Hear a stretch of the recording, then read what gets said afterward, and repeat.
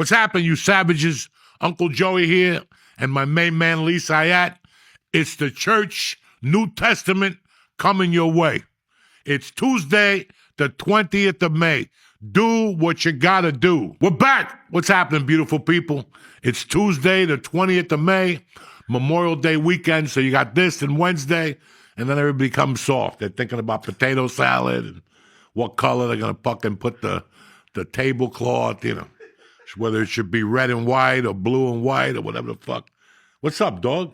Dude, and it's funny because I know you hate it, but for people who work like normal jobs, weeks like this are like we dream about them. Listen, dog, it's fucking amazing. Even when I worked, even when I was in prison, okay?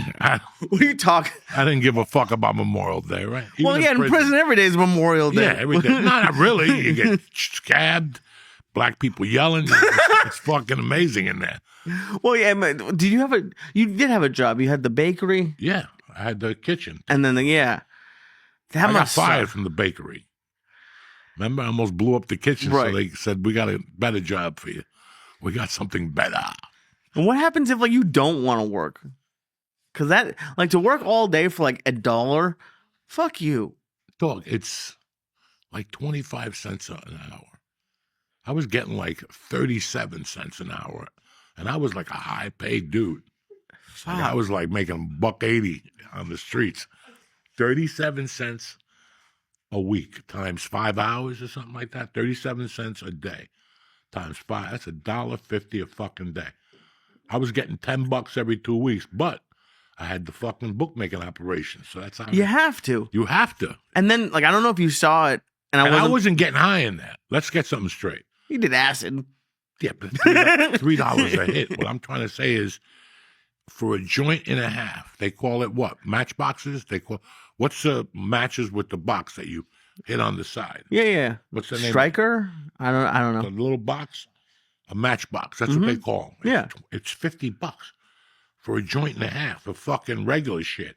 I don't even know what they were paying in there for coke and heroin. I know they do each other's cottons and shit. Like one guy holds on to it and he gives it to the other guy. Oh, that's nice. Yeah, HIV. Teamwork. Yeah, HIV for everybody. And everybody gets HIV. Everybody's gonna have a sore and a skinny neck in 3 years. Fuck. Dude, but like I don't know if you saw, and I wasn't even planning on talking about it, but what happened? I think it was like New Orleans. Like 10 people escaped because they just ripped the door off of the hinges in prison. Yeah. Like people gonna. Oh, it might have been jail. Like I know there's a difference, but like 10 people escaped. They've caught like 3 of them, and like the guard said like they stayed away because they were afraid for their safety. Like they ripped the door off the hinges, and then like they took like the sink in the cell and pulled that away. And I think it's. I was on CNN today. It took them like 8 hours to realize they were gone. Who gives a fuck about inmates? How about the Mexican ship? Yeah, into the Brooklyn Bridge. Mexicans jumping off.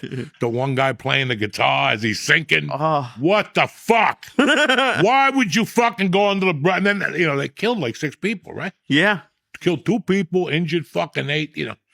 Listen. Columbus was the last Spanish guy. Knock it off. If you're Spanish, leave it to the fucking white dudes that smuggle weed, whatever. And why do they have a sailboat? Fuck are you going to crack into the fucking Brooklyn Bridge? A bunch of people on there. Viva Zapata. Selena Gomez was out there and shit. You know what I'm saying? Oh. That poor bastard. On a sailboat. Did you see that? It's a fucking nightmare. It's and I love Mexican people, but what's with the fucking ship? Leave that to the cartel. You know what I'm saying? They're the ones that smuggle and shit. Unbelievable. The cartel does all that shit. These were amateurs. I gotta be honest, the cartel does it better. Yeah, they wouldn't hit a bridge. No, not in a sailboat. Those fucking dude. Can you imagine? Like, imagine if the bridge went down. Like, I don't know how that even happened. Go down from that little faggy boat. I don't know. You gotta hit that with a fucking. You gotta hit that with like one of those Navy ships and shit to rattle the core But it wasn't Navy. But I guess it's a Mexican Navy. Mexican Navy. Well, how many times have you seen a commercial for the Mexican Navy? If they got 200 people, that's a lot. You know what I'm saying? Have you seen they have videos of the cartel and they have better equipment than the Mexican bro, they got armed better forces equipment do. Than fucking. They got everything. They know what everybody else knows. You don't make that type of money, and you're going to pay. Let's pretend they make, I just give you a number, a realistic number, $1 billion a year, which is bullshit. Right. They probably pay $250 million in counterintelligence. Yeah. You know, For like that, what? you got to buy fucking missiles and cameras and fucking, you know, seeing the dark shit. It's the shit the government has. Probably like even better. And like, what do you, when you say intelligence? What do you do? You think it's like? Does that include like paying people off at the border, or what do you mean? All that, even more. That's a complete different envelope. This is an envelope that just goes to like DEA. They buy CIA files. They buy everything. They buy everything. With that type of money, you know, it's no money. No number is big enough. Yeah. Those guys make a lot of fucking money, Lee. Truckloads at a fucking time. And what do you? What was fucking Escobar making in his heyday that he made the Forbes fucking list? He was making, I think it was $6 million a day. Probably, yeah. $6 million a day. That's $42 million a week. Are you fucking kidding me? What can't you buy? Freedom. Even if he takes a shipment and go, you know what? I'm just gonna get my dick sucked at a strip club. He could just light the fucking. When he froze, he burnt $100,000, $1 million to keep his family warm. Right. With matches. Who does that? Who burns $1 million? I gotta be. They'd have to be really cold for me to have to burn 100,000. Oh, but you're Jewish. Would you burn 100,000? Fuck, for my family? Fuck yeah, to keep them warm. $1 million. When you have when you have that amount. When you have 42 million, what's $1 million? When you have 42 million, and you got another 42 million coming in next week, what's $1 million? You would think that, but that's how like even if I shoot the operation down after May, I still got fucking, you know, 84 million coming to me in 2 weeks. That'll make me laugh for a long time. Dude, I can't. I don't know why people don't quit when they have that much money. Because think about it. You want more fucking money. Look at Elon Musk. Why didn't he quit? He doesn't have cartel money. He passed pretty close to it. He does. does. All those guys on the fucking Forbes list, those top 10 guys, they got dough. They got loot. Yeah. It's like I was watching that stupid show last night. He robbed a $900,000 chain from some chick. For somebody, a woman, for your husband to buy you pretty much $1 million chain, they got to have 30 million in the bank. For me to like, let me buy her $1 million chain that's going to sit in a fucking drawer. Is it an investment? And it got robbed? Well, on this TV show, it doesn't matter. Okay. I thought it was. But who spends $900,000? That's fucking shit money. I don't even. That's so much money that I can't even wrap my head around. No, and you're not supposed to. So mind your business. You know what I'm saying? What are you worried about $42 million? What you get me all hot and bothered? I was going to go home and start selling coke again. You know? I'll tell you what happened to me this fucking weekend. What's that? I mean, Parks was great. Last week was great. Sunday, I went to little Joey's 8th or 9th birthday party. And I get there, I go inside, it's like 1 o'clock, got a couple numbers in me. And right away, they got like a really good Italian sandwiches. But they had little ones, you know, little bite-sized ones. And I go, you know what? This will hold me over till the dinner at 4 or 5. So I ate a little piece of sandwich, fucking great bread, great coconut. I'm good. I didn't want to sit in the house no more. It was a nice day, so I went outside. And when I'm sitting outside there, they ordered cases of fucking White Castle. Oh, right? Shit. So I'm sitting there minding my own business, watching the kids play, talking to some of the parents. And one of the kids goes, Joe, you want a White Castle? And I go, you know what? I'll take a White Castle. And I ate one. I'm like, this is pretty fucking good. And then I ate another one. And you're like, this is pretty good. But I didn't touch the fries, and I only ate 2. I usually eat 3. Well, those little small slider things. Yeah, I usually eat 3. But today I ate 2. And it's funny, when you move here, like I did, you know, I went to White Castle the first time with my wife and daughter. Everybody loved it. You should have seen them on the way home. You thought I fucking introduced them to the fucking, you know, Johnny Van Butte. Then like the second time, they were all like a little hesitant. Like, I don't know. If you want to go get them, we'll wait for you. And then when I brought them home, I went up a few hours later. There was like maybe 2 or 3 missing. And then one day I asked Mercy, I go, you just want to go to White Castle? She's like, not in a million years, Dad. And I'm like, why? And she goes, Dad, my stomach got really sick last time for a couple of days. And I'm like, she's young. My stomach don't get sick. Let me tell you something. I went home last night. I relaxed. I smoked some dope. I got the week ready. This morning I got up, took a shower, ate breakfast. And when I was driving around this morning, I'm like, man, my stomach feels funky, right? And then I had to go to the gym. And as I was driving to the boxing gym, I'm like, this is not going to work out. No. But they got a nice bathroom at the boxing gym. It's never dirty.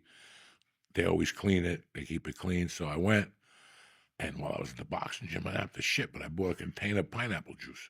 They have fresh squeezed pineapple juice. And I got one on the way home, and I drank on the way home. 10 minutes from the house, I'm like, I'm going to fucking die.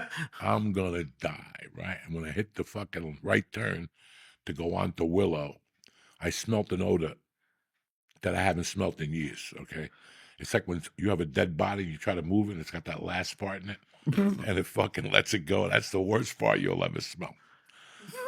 So that is the worst. I think everyone can relate to that. Somebody's dead for like 3 hours. You try to move the body, and you'll hear that last, you smell that shit. Oh. So, dog, I went to the bathroom. I went to the basement bathroom, and I just unleashed pain, fury, anger. Everything came out of my asshole. Dog, I had to light 2 candles, open up the garage door, open up the door to the garage, and open up the back door, and I had to spray Febreze. I left for like 2 or 3 hours. I came back. It was worse. I had to put the fart fan on. I will never touch White Castle as long as I fucking live again. I don't know where that odor came from, but I don't want to smell it again. Dude, but sometimes you need it. Like, if you ever you don't need that shit in your life. You don't need that. If I want that smell, I drive on the parkway and I'll park and sit there for 10 minutes and and smell it, that fucking rotten ass. But you never feel like you have to take a shit and like you're like, okay, I'll get White Castle now. Not like that. It was that bad? Yeah, the odor was not. No. If a doctor would have walked by, they would have called an ambulance. They would have said, someone's dead in there. That horse died. Something happened in there. It was not good, guys. And you didn't do that at the gym? Because I know you hate when people take shits at the gym. No, but if it's an emergency, listen, before I go to the gym bathroom, I'll look outside and see if there's a palm tree or something like that. I have no shame with taking a good shit outside, okay? The only thing with my age, you can't do it close to a school because then fucking, I think that's really anyone's age. I'm a sexual offender that takes shits in front of kids. I don't want to do 30 years for that shit. So, so I don't want to do time for that. So I just. You'd rather, and obviously not. This bathroom is clean though, very, very clean. But it didn't seep out into the gym. And there weren't a lot of people there. Thank God. So I wouldn't have minded. It's when there's 200 people in the gym, and you open up the door after you dump your liver. And next thing you know, there's 3 women waiting to go to the bathroom. And you're like, I can't come back here for a week. I can't come back here for 10 days. I can't come back here at this time slot again. Because these women are all going to see me and go, that dude no bueno, that motherfucker. See, I'm surprised you get him. I would think, knowing, if I had to guess, I thought you'd do the exact opposite. Like, if you saw some women who you thought would do that, you would just leave it for them, especially. Listen, bro. In my world, a woman could do whatever the fuck she wants. You ever have a woman shit in front of you? It doesn't even smell. I don't know what they do. They carry something in their purse. Yeah. You ever listen? Better this. Go out with a girl. She'll tell you she has to go to the bathroom after her dinner. That means she's taking a shit. Bring her back to your house and eat her ass. It doesn't smell like a follicle of poop. No. It smells fresh. We can't do that. I take a shit. I take 2 showers. My asshole still smells. I know that for a fact because I always check my muffin. I go, Jesus Christ. I soap it. I loofah it. I put conditioner in there. I put everything in my asshole. And do you do a couple different passes on it, or just one pass? And because if I smelled it and it smelled bad, I would do it again. No, but it's clean. It's clean. It's spotless. Right. I know for a fact it's spotless. It doesn't matter. It's like they have barnacles that stick onto the sides. You got to burn them off with a lighter and a magnifying glass and shit. You got to find yourself somebody who's willing to fucking do something like that. I was just gonna say, I don't think your wife would do that for you. No wife would do that. You got to go for outside help for that. You got to find that chick, the Chinese chick that pops the pimples on your neck. Oh, That fucking crazy bitch. and burn the barnacles off of your asshole. Yeah, but they burn them nice. Chinese people know how to. They got like a mild sparkler, like a little sparkler on a stick. It's like a laser sparkler, and all of a sudden you just hit the floor, and that's it. You're back to home. Happy New Year. Happy New Year, cocksucker. But Philadelphia was really good. We had 2 shows last week that were very nice. We had Thursday at the Dojo and Saturday in Philadelphia. And the Dojo, I was thinking about this, is becoming our little ice house. Yeah. It's very similar to like the Stage 2 ice house for sure. Stage 2 ice house. We were looking for it, and we fucking found it. The Utopia.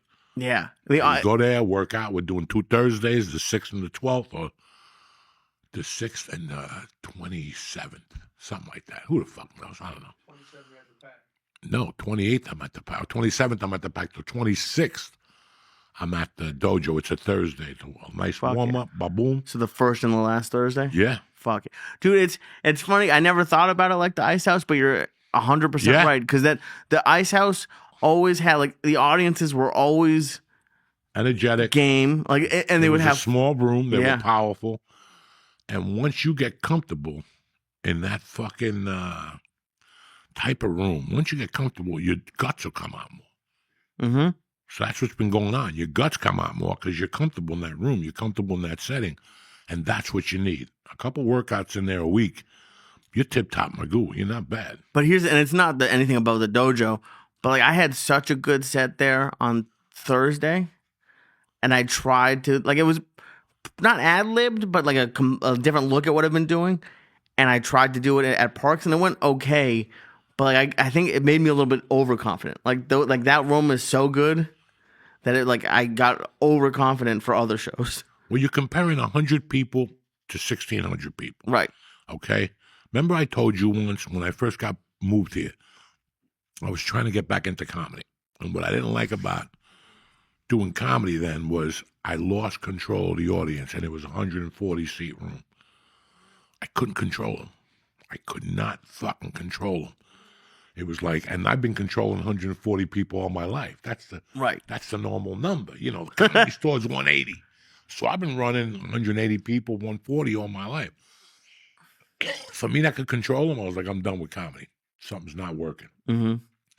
And then you go to the Dojo and you do a couple workouts in there. You keep showing up, and you start getting that control. I don't know if you know what I'm talking about. It's like you have to, what's that shit cowboys do with the fucking lasso? You got to lasso them in. Mm-hmm. They all got to come together at the same time, and it's very tough to do that if you miss the fucking lasso and you only have this side of the room on. So once you lasso them in, you know, that's what it feels like. I got them. Now I could do whatever the fuck I want. I could say what I want. I got them. That's it. I got them. Then you move on to 800 seats, and you'll realize that's why when you go to a theater after a small room, it always feels kind of weird. Yeah, it felt weird. Okay, so it's the timing, it's the energy, Lee. The energy up front has to be everything. If I go up front, when I get off stage, I'm huffing and puffing and I'm sweating because I did 30 minutes in 15. You're not giving them a breather. That's the advantage of having more than 15 minutes. That if I have 30, these bitches ain't going to breathe. They're not going to breathe. Right. How many minutes you want me to do? 15? Okay. Now you're dead because I'm going to take that 30 minutes and condense them. Do the jokes I give them the greatest hits of, and then do the long ones that I could fit in 15 minutes, and just fucking level them. It's all about energy. The bigger the room, you better show up with some fucking energy, put your lungs into it, and it's got to come from your feet. Like when you get off that stage, your hips hurt. They should fucking hurt. Your back should hurt. You know, because you're giving them everything you got. It's like when you throw a right cross, a punch doesn't come from the arm. A punch comes from the foot. When you push off that foot and you throw that right fucking number 2 punch, that's where everything is. And even when you throw a jab, you're stepping forward and you're pushing off this leg and you're so it's always that fucking, so energy up front, energy in a theater is big. Or come out heavy. Always come out heavy. For 6 minutes, come out heavy. You fight. Did you see the Antonio Brown fight? Anybody saw that? And AB got it mugged.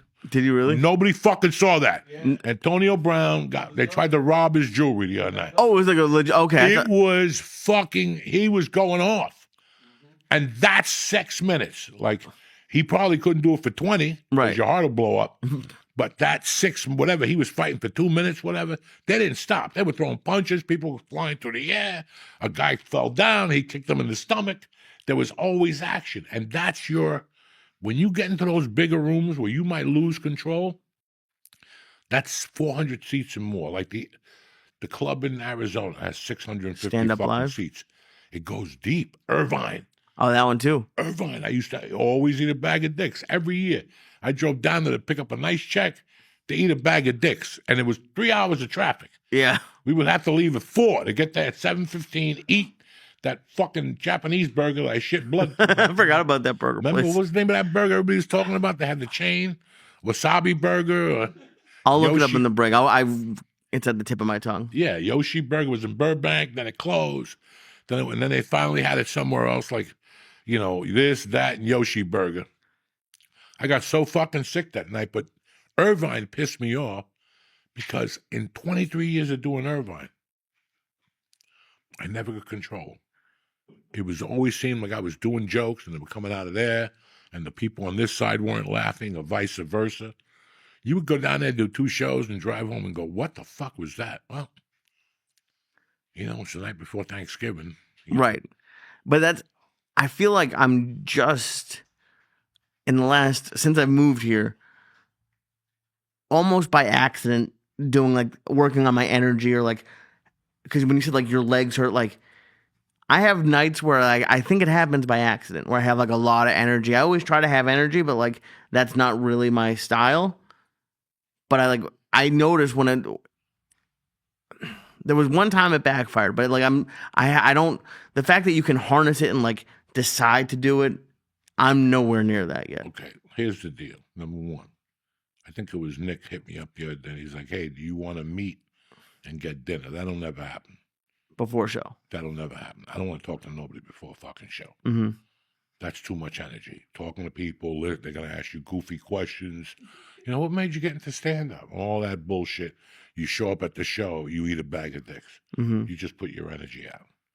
Saturday, I did the girls went somewhere, and I did a bunch of stuff. I did kettlebells and shit in the garage. I hit the bag.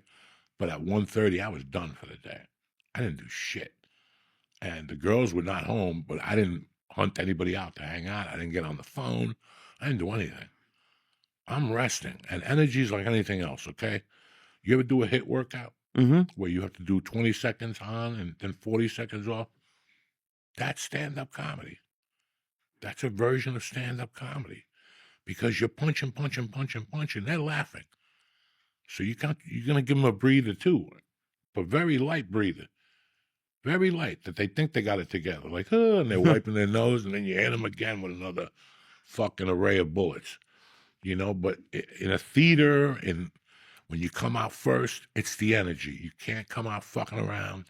You got to come out and get to it like if you're pissed. Like if you're fucking pissed. And then they get it.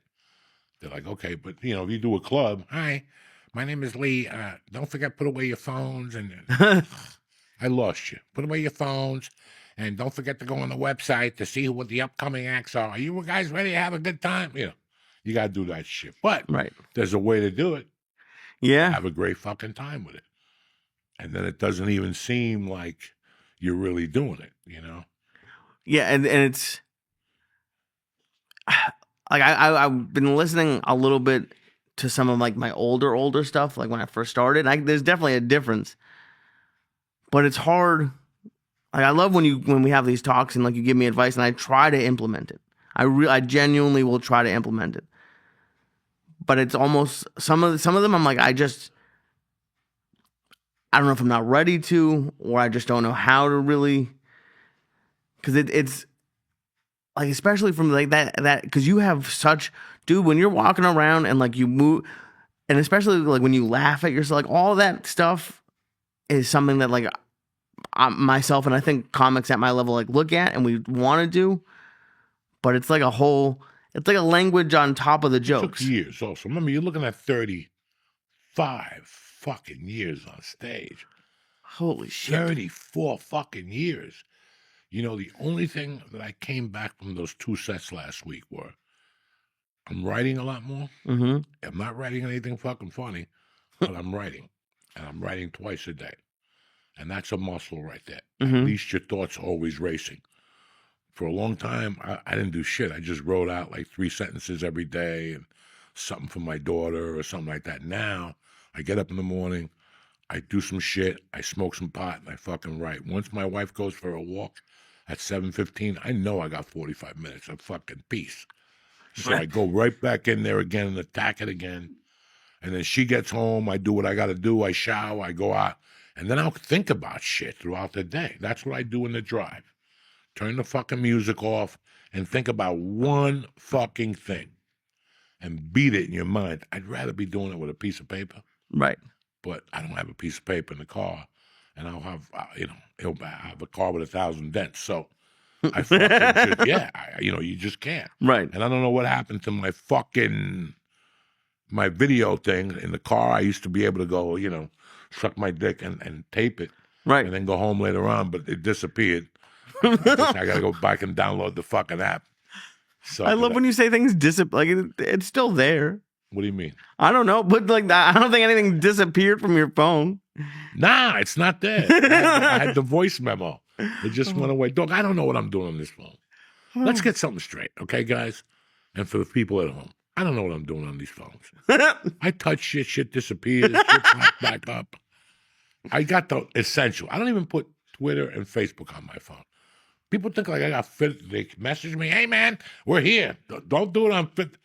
You're an hour away. I don't have any. You know why? I don't even want those on my phone. And just get they'll distract you? Instagram's on my phone, but I don't have fucking Twitter and the other fucking thing. It's one less thing to worry about. Fuck. Have you? I have that. I have Whoop. I have the things I open the most. I'll tell you right now. Whoop, DraftKings, Instagram, Apple Music, Weight Watchers, Lexus once in a while, the Zen Planner for jiu-jitsu, so you could schedule when you want to go to class and who's going to be there and shit like that. Beside that, there ain't much. I don't fuck around because I don't know what the fuck I'm doing. I got a calculator, I got a camera, I got a picture of a duck. I don't know what that motherfucker does. And then I got, there's like a duck. I don't know what the fuck he does with money on him. SteamYard. Okay, I don't know. Oh yeah, that's it. That's how we used to do the old. I got podcast. a calendar. I got fucking productivity and finance. I don't know what any of these things are. Files, Coinbase, Dropbox, Meet Georgie. I don't even know it. Wallet. Dude, it's one of my favorites. Like one of teleprompter, notes. I don't even know how to work notes. It says iCloud Notes, and I don't even know where the fuck I go to there. And this is not good.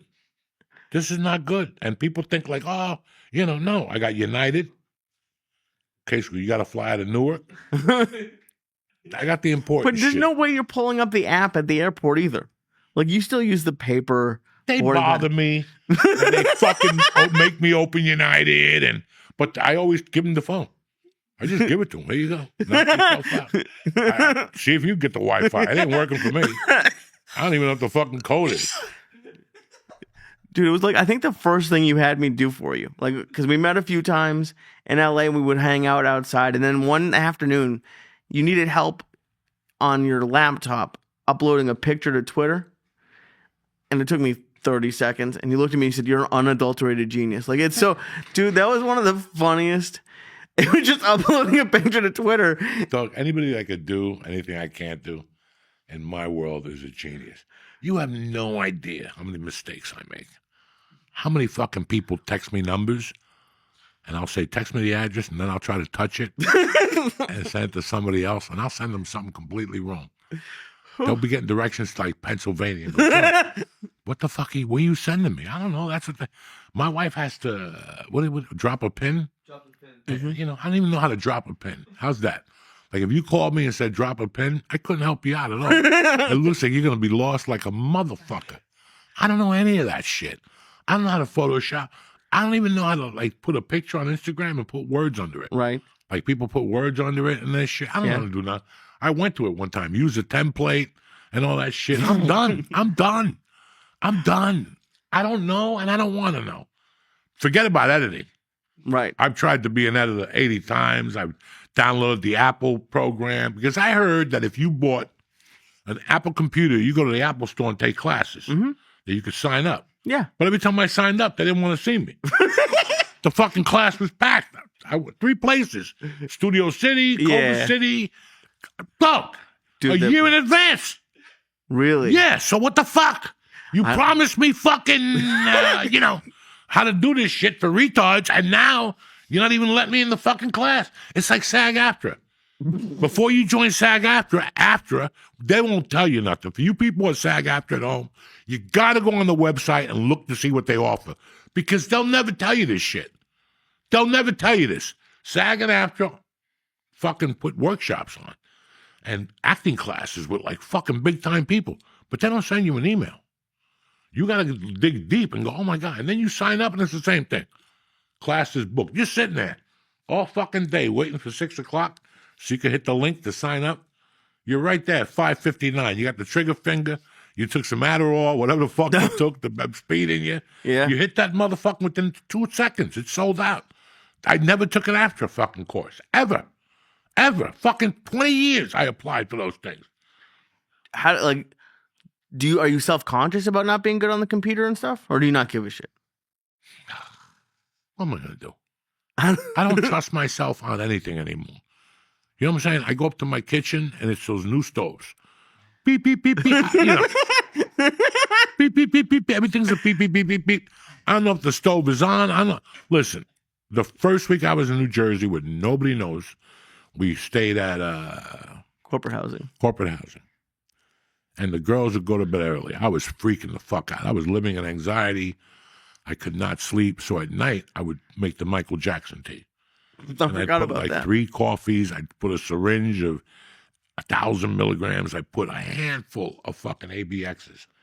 And I'd stare the thing because the ABXs would melt in there. Right. Oh, my God. I put a little fucking sugar in there to sweeten it up. Yeah, I'm sure that one little bit of sugar helped. So one night I drank one of those. And I was fucked up. Yeah. And about 2 a.m, I go, you know what? I need another one of these to fall asleep at 4. Oh. I did the first one like at 11. Do you know I got so fucked up? Listen. It was a metal coffee pot. You know those pots you put in the thing? And they go boo when it's ready? Yeah, the tea. I was so fucked up. That thing went boo for like 3 hours. The metal collapsed. There was no water in it. It was burning. My wife woke up. And she's like, what's burning? I go, what's burning? I don't know. And she goes, Jesus Christ, Joey. The thing was black. We had to take it out the next day and put it in the garbage before they charged me for like $82. Jesus. I had to go buy a new one and shit. I melted the thing. You melted a metal teapot. And what, you just were too high and fell asleep? I don't know. I don't know what the fuck happened. I just kept hearing beep, beep, beep, beep, beep, beep, beep, boop, whatever the fuck. And in this new kitchen, I don't know how to do nothing in there. I know how to work the microwave. Okay. That's a start. But everything else is bullshit. And I'm the type of guy, I go for the ice machine and break. Like my wife is in there fucking getting ice cubes, crullers. I put my thing in I got to turn the thing around, put my hand in there, and take a big fucking, snowman fucking piece of snow out. I don't have no luck. So my wife always goes, why don't you heat that food up? I'm like, not in a fucking million years. Because that's a new stove. I don't know nothing about that thing. It makes a bunch of tick, tick, tick, tick, tick, and then you turn it off and it still leaks gas.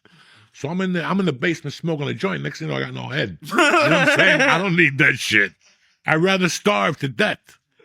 I won't cook a fucking thing in my house. One night I tried cooking eggs and the house almost blew up. I tried making scrambled eggs in the middle of the night. Right. As a cook, I'm fucking worthless. Guys, you got to understand something. I'm very lucky to have, to work hard to make people laugh. Because if I wouldn't, it would have been a fucking long life for me. I can't change a flat. There's a lot of things I can't I mean, you put a gun to my head, I could change your flat. For $15 an hour, I ain't changing your fucking flat. You could change your own fucking flat. You know what I'm saying? Like there was things I couldn't do. Like Right. I just couldn't do. When I was younger, yeah, I could paint. I could roof, I was a sous chef for a few weeks, but I didn't like knives. I don't like working with fucking my fingers. You start talking shit. Next thing you know, I'm thummy. Fucking, I don't like none of that shit. Oh, it gives me, I don't know There how was people not do I that. could do. I was telling my friend retired. He's a cop. They gave him his military time. They mixed it with the police time. And he retired when he's 39. Good for him. Yeah, good for nothing. Because yesterday, he's telling me that, yesterday he's like, I think I'm going to get a bus driver job in Marlboro and drive the kids and lift weights for lunch and then do the kids. And I go, dog, how long do you think this? Plus, he was a fucking undercover cop. I go, how long do you think this is going to last? And he just looked at me. He goes, why? I go, that's not going to last. I go, first off, we live in the most boring neighborhood in New Jersey. There ain't nobody out in the daytime. Not a soul. Like, you can't find a fucking soul out in my town unless you go to a gym. Right. If you go to the restaurants, it's 3-4 people. Nobody does anything in the daytime. But when I first moved here, and George will be my witness, I used to come up to North Bergen a lot more. And I stopped because I was driving an hour just to drop 150 on lunch and tolls and shit. And I would look for people in North Bergen. Like, seriously look. Like, I would go to the parks and shit. Like, let's see who's at the park drinking. And, dog, the same thing in my hometown. A town that every 3 blocks, you could see 3 people on a corner or 2 people walking somewhere and pull over and go, anybody see George? Yeah, he's at 64th Street Field. Boom. You take a bus, you go down to the field. They're having a party at whatever. That does not, when I leave here at night, I make it a purpose to go down Kennedy Boulevard. And my heart breaks. Because there's a mile that you don't even see a fucking light. Not a fucking light. And what time do I leave here? 9:30? I know there's a curfew in my hometown for kids. I think so, 10 o'clock. Whoa. But still, it's 9:30. I would rock till 9:59. I'm out there fucking shooting bow and arrows like Rambo till 10:59, 9:59. There's not a soul out there. And let me put it even better for you. A couple of weeks ago, I went down Bergen Line Avenue. If you think I wanted to cry on Kennedy Boulevard, I almost fucking stopped at my mother's bar and just cried. I knew that. Listen, I don't know a lot of pieces of land in Hudson County, but I knew one thing. I knew 29th Street all the way to 48th, where Cubaville opens up, where the Genos used to be in the corner. And I knew that. I knew that like the back of my hand. First of all, there was a movie theater on 45th and Bergen Line.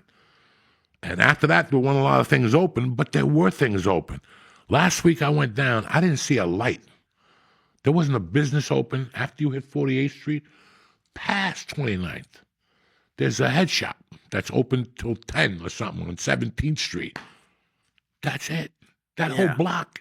That was New Moon Chinese Restaurant. That was Hernandez Cuban Restaurant. That was Pino's Pizzeria all the way down to fucking 23rd Street.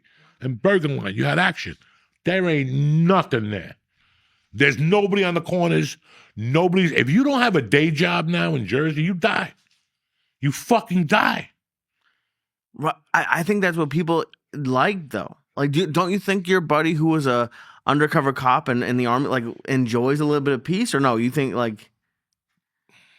Listen, let's get something straight. I come from Central New Jersey, and everybody in this room will tell you. When I was growing up as a kid, we looked at Central New Jersey and said, "Fuck those rednecks," because that's exactly what they were. If you weren't from Hudson County, you were a farmer. It's like that expression, if you're not from Brooklyn, you're a farmer. Okay. All this shit, Hudson County, was fucking nice. Once Secaucus was a pig farm. Okay, that was a fucking pig farm. You drive through Secaucus, you still smell a little fucking, you still hear a little, yeah, whatever the fuck noise the pigs make. Bah, whatever the fuck they make. That's a sheep. I think it's oink. And I love Central New Jersey where I live. But when I was a kid, let me tell you how this story goes. What's that when they say it's 60%? What's that when your world goes 60 degrees?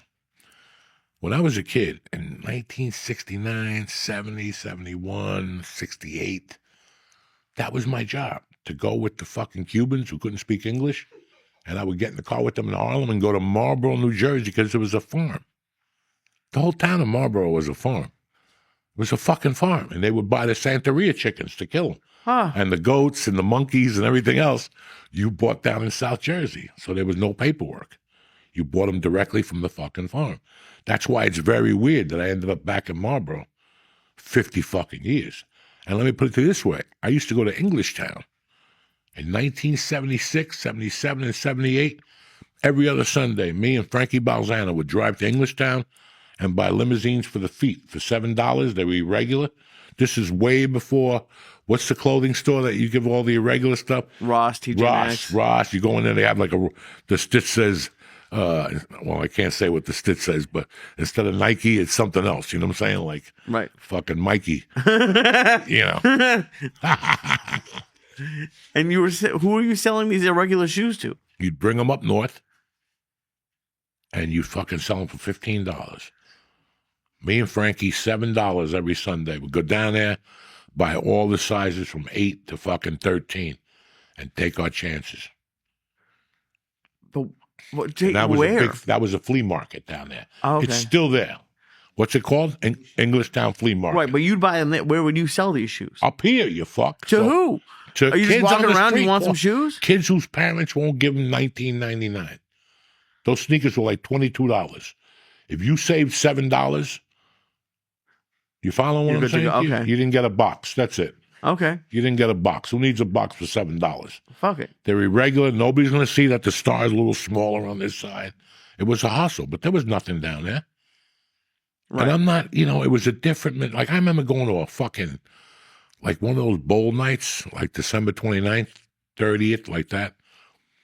I was probably a senior in high school, and a buddy of mine picked me up with like 3 other kids. And then we picked up like 2 other savages, and we were going to somewhere like an hour away. His cousin had told him there was a party over there. And I'll never forget, we walked into that party, and we're like, what the fuck is going on here? Within 10 minutes, one of us was in the bedroom stealing, robbing the house, jewelry, and then we passed around. Then they passed around the hat, the people, because we got there, and they're like, you guys got to chip in. They passed around the hat, and I'm not going to tell you who from North Bergen took the hat, took the cash out, put it in his pocket, and threw the hat back at them and says, we're out of here. It was like $40, and he just took the hat. And I'll never forget walking out of there, and the people were like shambled. It's like, you guys are criminals, you're animals, you're savages, and all this shit. We just got in the car and left. And I'm like, that was easy. That was fucking easy. Like they were just, it was like a different world. That was, yeah. Dude, I think, honestly, the majority of people now, if you work a 9 to 5, if you're actually at the office, by the time they get home, they Uber Eats, they watch TV. Like, I don't think people go out and do anything. Hold on. Let's hold on to that thought. We got to take a breather. We got to talk to you about Huel. I got to take a little pee-piece, and I'll be right back. Stay black. Back, savages. So, Lee, you were saying that people work all day, and then they go home, they Uber Eats, and they stream a show. And that, dude, I think, because that's how I got really fat. When I first moved to LA, I worked 10 to 7, and I didn't want to even stop at a restaurant or cook, so I would pick up fast food. But I think now, yeah, I think a lot of people. Now, you live in New York City. I don't do that, but The yeah. mecca of fucking everything. Uh-huh. What do you see when you go out to do comedy at night? Like, what do you see? So my problem is like, I only got here in September. To me, I do see people out, but I have to be honest, other than like a Times Square or like, the parks, like where people are supposed to be, it's not jam-packed a lot. And I've talked to people who have been there for a while, and it does seem less. But I think like New York, or honestly any city, I think is different. That's why I've always loved cities, because there's always someone outside. Well, let's say, like, what's the latest you stayed out in New York walking around the streets? Like from a comedy show, you and 2 comics 2-something, stop. probably. And what's on the streets at 2-something? Are there bars with 20,000 people in it, or? Not usually. No, I haven't. It was the one bar that I saw that was packed this week was a gay bar, which I thought was great. They're always packed. They're giving out yum juice in there. Those fucking gay guys, they don't stream TV. They don't eat that shit from fucking Uber Eats. They eat cock and, fucking, and carrot juice. You know what I'm saying? They're out. They're out. And they drink and they snort coke and they do methadone pills. Then they go to the gym and work out like savages, you know? So here's my point. Okay? 40 years ago, right now, in 1985, I was living with George. I stayed with George for about 6 months. And George would tease me. George would say, you're not going to go out? George used to go out 4 nights a week. The weekends with his friend Sammy, and then during the week with a girl and whatever. He would go to the fucking bicycle club. He would go to all these clubs, you know? And he would ask me every night, you don't want to go out? I just didn't like it. There was certain nights, but we did go out. We went to a club one night when I robbed the gas station to celebrate. I took him into the city to a club, and then, but besides that, when I like going out, but this is what I like. Like a month ago, I went out 2 months ago. I stayed out till 2 a.m. That's fucking rare. But I'm not going to lie to you. I had a fucking good time. I ate some mushrooms. I was at a strip club. All the chicks looked purple to me. You know, they would work me for $1 and I would giggle in their face. It was fun. You know, it was fun. You're talking to other people. But for me to get dressed on a Tuesday night or a Wednesday, come up here, pick Nick up, to go into the city to have dinner, to meet a bunch of people, to go to a club, I'd rather fucking stick knives in my eyeballs. Dude. I'd rather stick knives in my eyeballs. Again, I was also the type of kid that if you caught me on a good night, I mean, I still remember lifting weights with lubes at 5:30 and hearing that Prince was going to play with Nucleus and Sheila E. for $15, and we made it by 8:00. That's cool. Into the city. I like all that type of shit. When I don't have that shit about, let's go see Guns N' Roses in June, and then we're gonna cargo. What's that shit they call outside in front of the stadium and tailgate? No, that's gone. We don't tailgate. We get there fucked up. Okay, we're fucked up. Yeah, you can tailgate with drugs. Nah, but it's not. No, you can't, because there's fags out there and white people who rat you out. You can't put a mirror on top of your hood and smoke coke on it no more. That ship sailed. And that's exactly what we were doing. But to get to the point here, I wasn't an out guy then. I get every once in a while I got a feather up my ass, and I go, you know what am I going to do at home? The girls are sleeping. What the fuck? I might as well. The other night from Philadelphia, I had that kid in the car. Whatever. On the way home, we talked. I didn't need him talking to me. I liked that he was there. He's a great kid. But that talking took away from my thought. I dropped him off and went for a ride. And I went to a bar and I had a fucking martini. You had a fucking martini? By myself. That's how much I needed. When I called my wife at 10 and she's like, I'm going to be going to sleep. And Mercy just made cookies. We're going to be in bed. I'm not going to sit there by myself and then trip in the basement. That's what happens. The 4 walls close in on a motherfucker. Yeah. So that's what the ride home is for me. Uh-huh. That's what the ride home is for me, to see what happened, how did it happen, why did I say that joke. That's what it is. It's like I don't need a tape recorder. I don't want a tape recorder. It's in my head already. It's in my head. You remember the whole thing? Pieces of it. And then you call me and fill me in. Yeah, I try to, but dude, you need a tape recorder. I don't like listening to my voice. So no one does. Never going to happen. Dude, the reason why your joke works for me is because that's what my voice sounds like. I hate listening to my voice. Anyway, nobody likes your fucking voice, all right? Thank you. I like your voice, okay? You have a very nice Jewish voice. I appreciate that. But, all right. Then I left George and went to Colorado, and I wasn't going out in Colorado. I was snorting coke. Big difference. Going out and doing blow is a big difference. Yeah, once I started making money selling cars, I would go to, what's the hamburger place? That there's one in by my house that they have unless French fries. Red Robin. Red Robin used to have tremendous drinks in Boulder. They used to have a Coco Loco. I'd buy a gram of Coke, put it in my pocket, go over there, get 2 Coco Locos, maybe a top shelf margarita, and I'd do 2 bumps. Once the Coke started hitting me, I stopped at the liquor store right there in Boulder, picked up my fucking 6-pack, and went home. And that's what I did. I didn't like being out in public when you're that high. At that point, I didn't like it. So I never really liked going out. And then I did something for a guy who, I still remember being at Corky's, and going, I can't wait till I move to Colorado. I'm never going to a fucking bar again. And I didn't, and I never did. But guess what happened in 1991? I decided to get on stage. And I'm like, no matter how you cut it, now you got to be out at night. You're in a bar every night. And Multiple I fucking bars. hated it. I fucking hated it. But then once I got into comedy, I started to enjoy it. And the first 5 years, you're in a fucking bar anyway. Oh, constantly. Okay, so from 1991,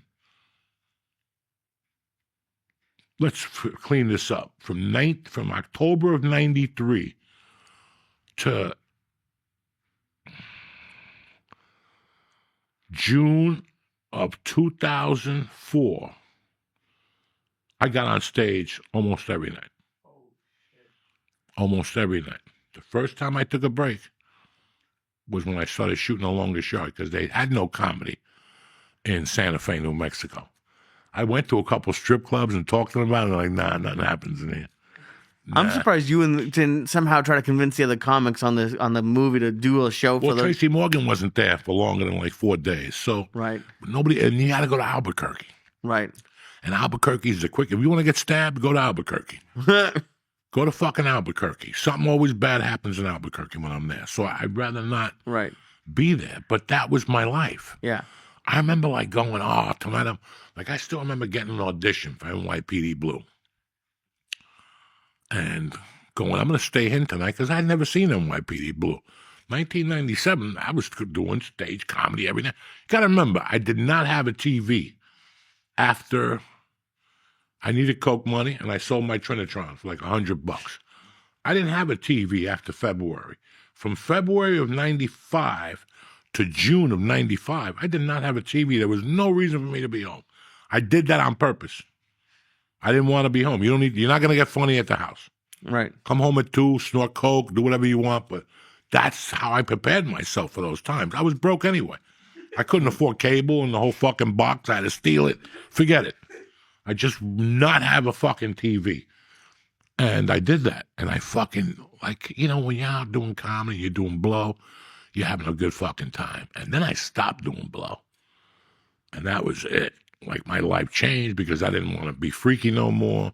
I didn't want to be out of my mind anymore. And I knew that by going home, I wouldn't get in trouble because you can't get in trouble at the house unless you stab your wife. Nothing bad's going to happen to you at the house, And now, at my age, this is all I want. I want somebody to pick me up at 5 after 7 with a joint and an idea. All right? Maybe 2 joints. We go somewhere, we get out of the car, we smoke 1 joint, we get back in the car, we go for a ride, we smoke another joint, and then we take a ride to get something to eat, like a milkshake. If you bring me back home by 9 o'clock, I'll never bother you again. My wife won't even hear about it. Just that hour and a half, 2 hours, is all I need. I don't need to go to Studio 54. I don't need to go to the city to talk to people. I don't need to go to a comedy club to talk to people. Seriously. And that's how I've always been. Yeah. The greatest times I've ever had in this area was when Lubes would pick me up at 7:45. We'd go over the bridge, buy a bag of weed, roll it, smoke it on the way down the West Side Highway, pull over on 12th Avenue, get a pretzel and a hot dog, and come back to Lincoln Tunnel. And then come up fucking through Hudson County Park, back to fucking Kennedy Boulevard. That was the best times of my life. I could do that 5 nights a fucking week and stop somewhere different to get something to eat. A slice of pizza, and I'll put it in my food budget. I'll eat earlier. I'll eat like at 5 because I know I'm going out at 10 after 7 to get something. Right. A Sicilian, maybe we'll stop and get a fucking bar pie, Oh, dude, I couldn't relate to anything more than you just said. My wife just told me a couple weeks ago, she goes, why don't you get an apartment up there for the summer so you can see your friends, you're closer to George. And I told her, I said, here's the deal, Terry. Like I'm telling you guys and I'm telling people at home. This has all changed. Nightlife has changed in my area. This is not, you started at Barone's, then you went and had a drink at the Midtown, then you went over here and talked to this guy. Mm-hmm. That's non-existent in this world. If I come up here, it's basically to go to Rudy's at 9.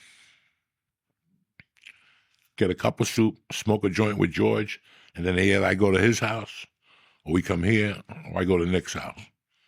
And we smoke weed, we'll put a movie on, catch the last half of a basketball game, baseball game, and then I go home at 10 o'clock. I'm not going to move up here to jump up and down. It's not going to be the same thing. If I get in my car right now and go looking for somebody, I could paste a $300 bill on my fucking forehead and drive up and down Kennedy looking for one joint. I'll give you $300. You'll never find it. There's not a kid hanging out. There's not a parent hanging out. There's nobody grilling in the front there. Nothing. And but here's the thing, because I Life wouldn't. has changed, Lee, Right. and you're right. But I don't fucking think young kids, 22, 23, I don't see it, but I do. I do see them go home, get their little blankie, get their fucking computer game out, stream one of those fag shows on Netflix, and order some fucking Indian food from some store with their girlfriends. They're both wearing sandals. I could see that. I could see that this youth is going for that. That's not what I'd be doing. Right. That's not what I'd be fucking doing. It does blow my, because there are people who do that in New York, and I don't get that Listen, at all. right now I'm the type of guy that George says to me, dog, let's get in the car. Let's go to, there's a little fucking Chinese restaurant on Park Avenue. Right in North Bergen, it looks like they bombed it. Every time you go there, it's all steamed up. You can't see the Chinese people inside. But they make a nice pork fried rice. If you want to get a container of pork fried rice and sit on the street and eat it with a schnapple, with a napkin, I'm in. I'm one of those guys. I don't need to sit in there at night. But then some night we're going to get really high, and Nick's going to go, let's go down the river, whatever, and get a steak with river palm and get a steak with mashed potatoes with a saddle, like a motherfucking dessert. And don't worry about nothing. Just come to the 34th floor and you can sleep on the floor. Yeah, but I got it. That all sounds great. That's but it. you're also a comic. You wouldn't be moving up here to have a nightlife. Your night. If you were gonna No. I said nightlife, but that's not a nightlife. That's a fucking Joey Diaz life. Right. That's not a nightlife. I mean, Oh, you're if saying I just moved for up any here- normal person. Listen, here's how fucking lazy I am. If I moved up here, how many nights you think I'm actually going to go to the ferry and go over there and do comedy? That's not going to happen either. 3? Maybe. I think Because you I could do really 3 one every thing other night. But I'll tell you what, it's a lot different doing this shit in the spring and summer Yeah. than it is in the winter. Oh, dude, it's great right now. You know, at 7 o'clock when you walk on, when that Uber drops you off in there, it's fucking beautiful at 7 o'clock. And you walk out to that fucking thing, and there's everybody's coming back, and you're going over, Right. So you go over there, you get on there, get an Uber, go to Gotham, wherever. Like when I was here for the Soprano movie, I fucking love it. I come over, go to fucking Rudy's, what's his other place? Toppers. We went a couple places at night, and I would still be over the bridge by fucking 9. I would be ashamed. All of us would eat, and we look at each other. Hey, are you tired? Yeah, I'm so tired. Fuck. Yeah.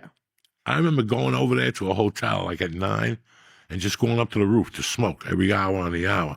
And I'm up at like 1, and I'm like, I'm fucking starving. And I'm like, what the fuck am I going to eat? And I Everything. went downstairs, and the lady's like, you go wherever you want. This is open. But if you want, go to Wohop. And I remember going, I can't go to Wohop by myself. It was 1:30 in the morning. And then finally, like at 2, I'm like, this is getting serious now. I'm getting hungry. Yeah. And I called down there like at 3:30, and they was still open. We opened till 5. I'm like, oh my God. Yep. Oh, this is going to get ugly up in this bitch.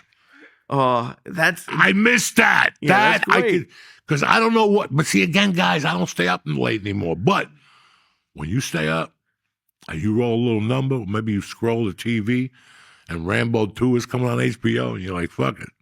I'm going to go smoke a couple numbers, go upstairs, get some Chips Ahoy, or whatever the fuck you don't know. You can't, I don't plan for that because Right. it doesn't. Sundays, it's been happening. you stay up late. I go to bed late, and then I get up like at 5, and I watch the worst show on fucking the thing, but it's my favorite show. It's the worst. This season 4 has just depressed me more than anything in the world. Malcolm X is making dream comebacks and shit. I don't need it. Godfather of Harlem. Oh boy. It's not good.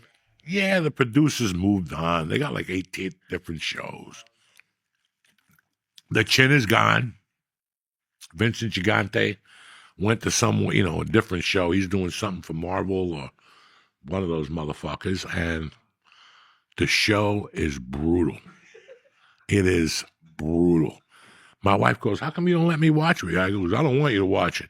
I don't want you to laugh at me. It's fucking god-awful. The fucking Tupac's mother is in it now, and she became a Black Panther, and fucking... So why don't you give up? Just tell it. You Listen, could just be done I'll with the give show. up at the end of the season. I don't think Bumpy's going to make it. I think Frank Lucas is going to kill him. So, Okay. because Frank Lucas is coming on the scene with Joe Colombo, and fucking Bumpy's getting old. He just had a heart attack. So shit's happening in Harlem right now. So that's what you do on Sundays now? Is you wake up early and I'll watch wake that up show? early just to watch it alone. I'll get high and I'll go back to bed. Is it because you're embarrassed by it? Or Yeah, because you wake like up early? I can't have my wife walking into me watching that show. She'll go, Joey, what the fuck is going on here? I don't think you're not doing it to jerk off. And You're they doing it to watch the show. took like another $1 million from production. So the production looks like it's a high school thing. Like the other day he was in the hospital. Dog, it was not a hospital. It was not a hospital. No fucking way. It's just not. I don't like when they do that to shows. Remember that Clint Eastwood movie where it was like the sniper one? I already made fun of it for years, but they had like a baby in the movie, but Clint Eastwood just had them have like a toy baby.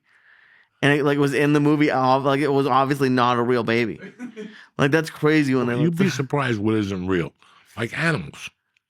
The animals aren't real? No. What They're are like they? petrified animals, and the camera moves and the editing. They put like a real fucking animal. Then they pull them away and they put like a fake, and then you shoot the fucking thing, it explodes. Oh They yeah, shoot the it ones from the other exploding side. I figured weren't Whatever real. you could do with a camera is brilliant. What they could do with a camera, they can make you believe anything. Yeah. So it's But pretty. if it's that bad. Like today, oh yeah. And that Godfather of Harlem, oh my God, he crashes into somebody.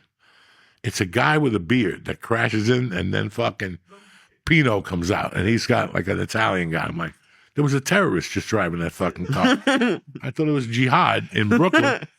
And now the guy's got a beard. Like they couldn't even. A lot of movies, I look for that stupid shit. Yeah. Like when people fall off a cliff or something, how they tuck their head, or they'll put like a wig on, and you see the wig fly off. Shit like that. What was the De Niro one where like you could see it was a casino where they blew up the car at the end? Yeah. But they had like a dummy in the car that like there was like a frame they just cut. Like Yeah. the editing was just a little weird. And sometimes they do. The editor goes, "Let's leave it in to fuck with people." It's like if you watch the first Brad Pitt and George Clooney when they rob people. Ocean's 11. Ocean's 11. Watch the first one. There's a scene where they do that to fuck with people. Brad Pitt is eating a shrimp cocktail. Okay. He's eating it off a dish, dipping it in the thing. The next scene, he's got the shrimp cocktail the way a Really? shrimp cocktail is supposed to come. That's a huge fucking motion picture. That's a huge George Clooney and Brad Pitt and 8 other fucking animals. You got 8 eyes looking at that. Not one person. That's how fucking monotonous something could get. Like if you keep looking at something over and over, Right. it just gets that monotonous. When I see it, I'm like, oh, there's a couple Sopranos where you see the boom. Yeah, really? Couple Sopranos where you see the fucking boom. You know, and dog, it's a busy day. It's 13 hours. You've been there since 6. This guy didn't show up. This woman's pussy hurts. Everybody's complaining. They can't find the missing shoe. And all of a sudden, you just want to get out of there. And you shoot through it, and whatever the eye is used to, it's like when you go home. You ever go home and look at the mirror when you get ready? We all get ready. You know, it's not that you look in the mirror, look at my fucking hair. No, I got 3 hairs left, you know. But I don't give a fuck who you are. Look at your home mirror and then go to Vegas and take a shower and go in the mirror with your clothes on. You're going to go, what the fuck happened? I aged. I got fatter. I got skinnier. My feet look big because your mirror, you see what you want to see. On that Vegas mirror, that motherfucker don't lie. That's the real deal. That's who's the chick who looks at the mirror, mirror on the wall? Same fucking thing. Who's the Snow ugliest White? motherfucker of them all? Jesus Christ, it's me. That's what the fucking problem is there. Oh, could you imagine if you had a mirror that talked to you and told you what you look like? I'm thinking of making one. That's a good idea. I'm going to patent it. You look like Dick. You look like a fucking sack of shit. Okay? With that fucking shirt on. Where the fuck are you going? But it's really weird what I look for at night in nightlife. Now, I'm not looking. Dog, I could never. The only way I could stay up till 1 is if me and George had a coffee now. And I did like something like half a mushroom or another taffy. I'd be up till 1, maybe 2. I got to know what it'd be tomorrow, till 11. So I don't give a fuck. But that won't stop me. I'll go to bed at 2, but at 6:30, that cat will be waking me up. And then I'll get up. And then I'll actually get up, drink coffee, do what I got to do in the morning, talk to my wife. And sometimes once she leaves, I'm like, I'm showered. I'm going back to bed. Fuck it. I go back to bed for another hour. I get up. Oh, yeah. Yeah, I need my 8 now. So, but no, I'm not looking to be Johnny Bananas. It's like game 7 of the Knicks the other day, game 6. I love what I do. I love that I'm a comic and I lucked out and shit works out to me. But that doesn't give me the right to dress up like a fucking clown and buy tickets I can't afford to go to a Knick game, to jump up and fucking down like I'm somebody. You know what I'm saying? And you watch it. Listen, you want to go to a Knick game and hide? When you see, what's his name? The guy who dated his daughter. Woody Allen. The Chinese girl. Woody Allen. Remember he used to go to Knick games? He didn't sit in the front. He sat in the corner because he knew he was doing something evil. The real gangsters don't want to be seen. It does seem like that when you watch That's what everything has become. That's what everything has become. When you look at those Knick games, here's the sad fucking thing. Those first 10 rows, they're not even there to watch the game. You can see it on the TV screen. Mm-hmm. They're talking to each other. They're looking at their sunglasses. They're looking at the phone. They're not there. They just want to tell their friends, I went to the Knick game last night. Oh, my God, how was it? It was so exciting. No, you didn't even watch. You couldn't wait for the game to end. So you go home to your fucking ugly cat. You know? The fuck is wrong with people? No, it's for them to take an Instagram picture. That's it. But that's every game you see. Not if you're watching like Memphis or, Oklahoma City or Denver. But L.A. Lakers is the same fucking thing. Yeah. The Garden is the same thing. Miami, who's in the audience, and that just, and then people, it just, I don't know, it just sucks. I think it's just, I don't know, you have to pull up to the side of the Garden for a limo to pull you up. It's just, I don't know, man. It's not for me. I just want to fucking move in darkness. Yeah. You never want to be seen. I don't want to be fucked. Why? And to act that way bothers me. To act that way, there's only one time I had a good time when somebody put a camera on me, and that was last year at the UFC. Oh, that was cool. Because I knew that dude. I know him. So he asked me, and I was like, I don't know. And they were all talking about it. They go, give it a shot. And then he came back, and then he came back another time. And they were like, no, that's it. But that dude didn't. But I see that dude all the time. He's been with the UFC for I don't know how fucking long. But that shit makes me feel like I would hate to get caught on the camera when you have to kiss somebody. You don't like the kiss cam? I mean, you're sitting next to, I don't know. Your wife, hopefully. Yeah, let's say I'm sitting next to my wife. I don't mind kissing her, but it's just, I don't like kissing somebody on the spot. That's like fucking playing fucking spin the bottle. You know what I'm saying? Could you propose at a stadium? Like people do that? No. I saw that the other day. The chick pitched and she turned around and he's on one knee like a faggot. Because what if she says no? Oh, I know. That's fucking life-changing. That's worse than your team losing and you got the jacket and the helmet on like a fucking 10-year-old. So I proposed to Terry on the phone. I forgot about that. Yeah, on the fucking phone. That's how normal people do it. I got to make an event. I got to make an event and put a bird trailing a sign that says, I love you, Terry, and I got to get on my one knee like a fucking idiot. That's what you did in 19th century, right? When you had the bow and arrow. That's not even the bow and arrow, a little after that, like before the Titanic, like the Titanic. Around there. Okay. You got to come to a woman's house with a hat on your chest. Ciao. I'm here to pick up Cynthia. And where do you plan to take Cynthia? I plan to take her for some tea and then maybe see a concert. And who's performing? Oh, my goodness. Have you heard of the White Rail? Oh, we love the White Rail. Oh my You'd have to God. court them.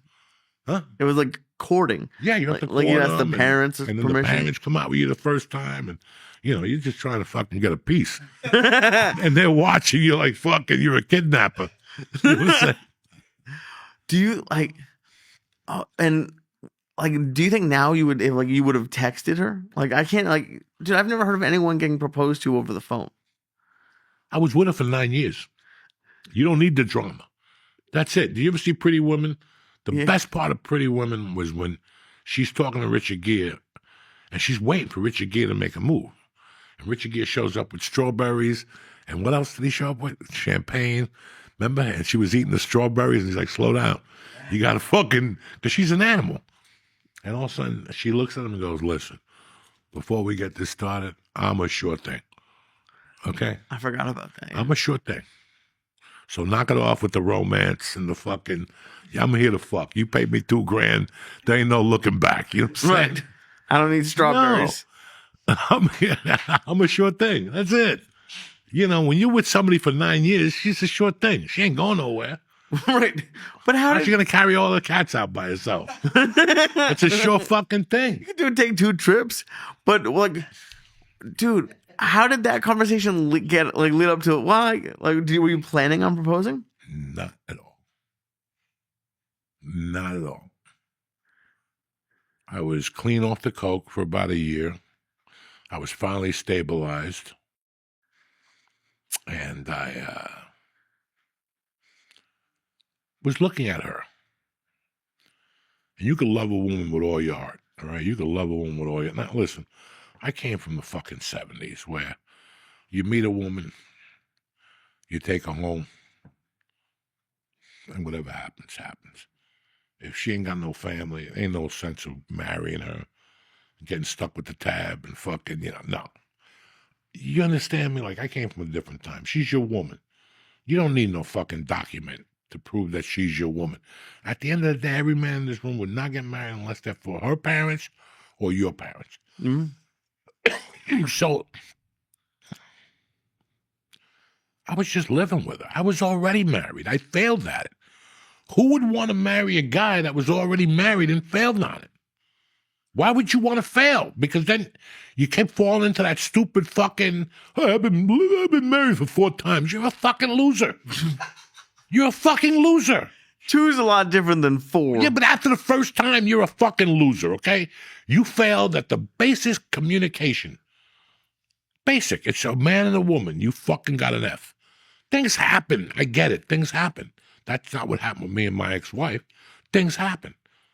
But, when you're with somebody that long, it's like we what these idiots call my ride and die, and they don't even know what they're talking about. Right. They don't even know what the fuck they're talking about. Everybody's pissed off. Everybody's putting something online right now. I don't know how I feel about David Portnoy. I know he's a great fucking guy, and he's helped a lot of businesses and shit. Sometimes he pisses me off with the shit he says, but you gotta love what the man said last week on Club Shay Shay. He said you hear that? He broke up with his wife, they're divorced, but she still has access to the fucking account. Yeah, I've heard of that. And he goes, why'd you do that? He goes, because she was with me when I couldn't afford a hamburger. In. That's it. That's what people forget all the time. So most guys leave, and that's what he did. He got a 26-year-old. You get a young chick, whatever, but you forgot about that fucking cheeseburger. Like, I still have the first TV me and that woman bought. And I'm a fucking animal. Everybody knows I'm a fucking animal. I have nothing from my youth. I fucking stole people's houses that were holding my stuff. I robbed 2 people who were holding my stuff. I lost it all. But there's people who, and it's, I didn't know I was going to get married. I just knew she was sad about something. She had gone home, and her brother and sister-in-law were about to have their second kid. And she's fucking around with me for 9 years. We're still living in a 1-bedroom fucking apartment studio. We share a fucking car. A woman at one point goes, what the fuck? And I don't blame you. 9 years, like I say all the time, You could suck dick in an apartment, you could suck dick in a mansion.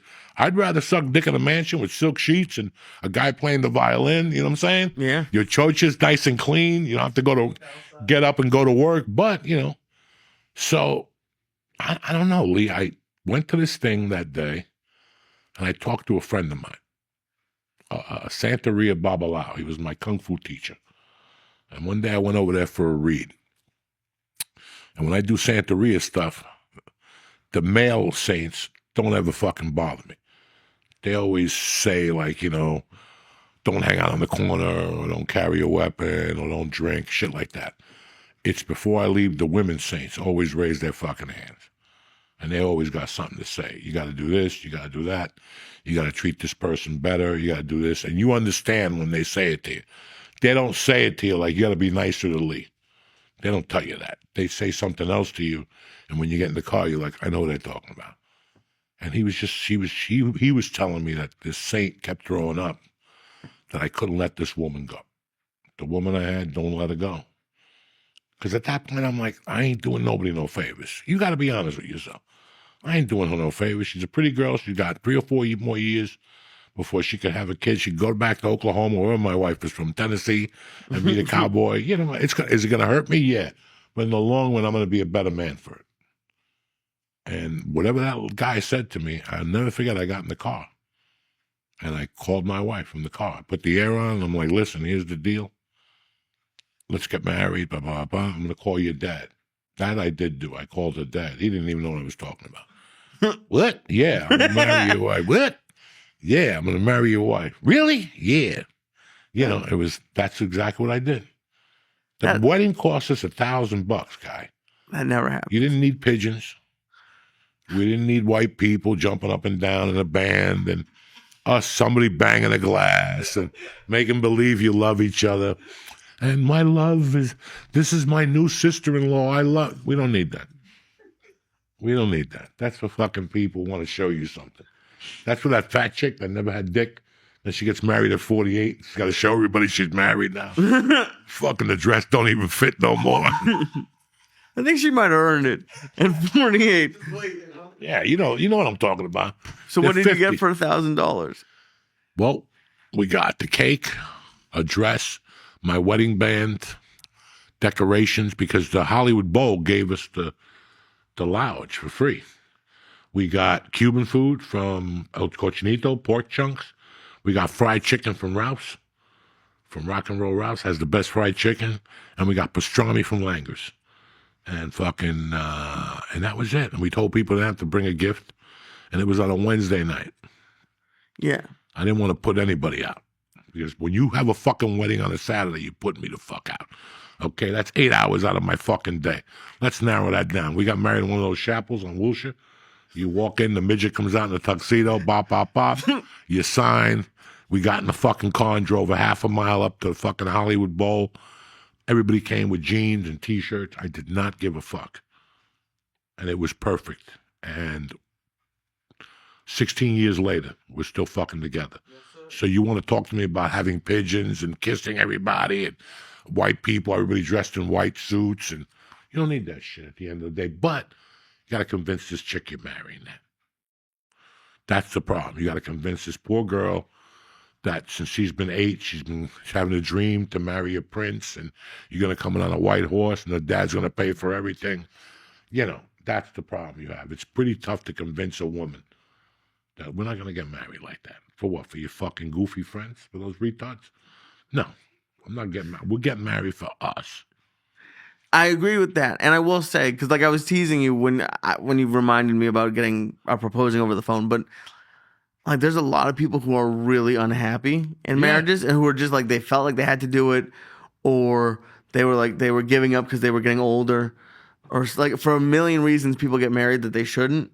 And like you said, you're about to hit it. We talked an episode or two ago about 25 years. 3 episodes about 35-year-old women. Oh, no, but yeah, that too. About 35-year-old women and 40-year-old men. I mean, listen, the biggest thing in this country right now is loneliness. Okay? You see it every day. You read about it. People they've depended on this online dating, and it's taken them out of going to bars and talking to people. You know, they depended too much on online dating. You know, guys my age are supposed to be really fucking bored. I'm getting there. You know, I'm getting there. That's why I do what I do. People my age get a dog. And at least they walk a dog 3 times a day, and you lose your mind. You talk to the dog. You buy cookies for the, you know, whatever the fuck you do. But right now, a lot of people are fucking lonely, though. Yeah. You know, and it's hard to meet people. Very hard to meet women, but I believe in something. There's an ass for every chair. Okay? And you just got to get out there. And I've seen it. I've seen it. I've seen it. I fucking seen it right in front of my eyes. Chicks that can't catch a break and they marry some white dude and boom, they have a kid. And, you know, I just saw a girl on Facebook. I remember when this girl was struggling. She's a fucking producer now. Her and her husband started producing fucking films. They had a kid. I know this girl 20 fucking years. She was an assistant. You know, I believe in it. I seen it. It's just believing that you're going to meet somebody nice and fucking dropping your fucking whatever. Your guard. Because everybody wants a beauty queen. Oh. But you're 50, you're missing a tooth. You know, you live in your mother's basement. What's going to happen? What fucking beauty queen are you going to draw? Take what you want. Take what you can get. Like the man says, what's Stella say? You can't get what you want, but you get what you need, okay? Have you ever had that conversation with a friend, like you need to lower your standards? No.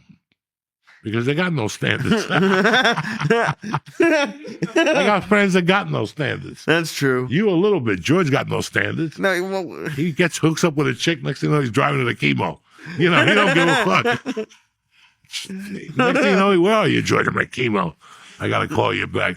I regret this piece of pussy. Yeah, you're going to glow in the dark now. Because she sucks your dick with that chemo juice in her mouth.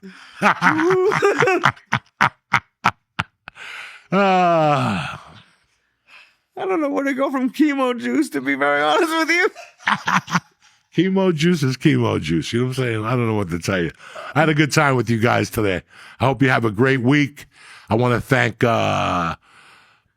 we had Blue Chew and we had Huel.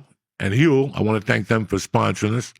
And I want to thank you guys. What do you got this week, Cinderella? This week, I'm all over New York throughout the week. Check out my Instagram. And yeah, I got shows coming up. Why don't you tell them? So Broadway Comedy Club on Wednesday night. Tuesday night, I'm at Sheba's at the Three Monkeys Bar. And then Friday night at midnight, I'm on the Upper East Side. I'll have an exact date for you. You see? I got nothing. I got nothing all week. I might pop up somewhere. I don't know. I got nothing. I got problems. I got to go to the doctor on Wednesday, and that tells me whether they're going to put me back in the hospital for good, and we won't be doing this podcast live no more. We're doing it. Nah, you'll be here with fucking the boys, and I'll be in the hospital room coming direct from fucking... I can't even do this. I'll be missing an ear. I'll just be on this hand here. I'll be around, cocksuckers. Thank you for watching and listening. Stay black.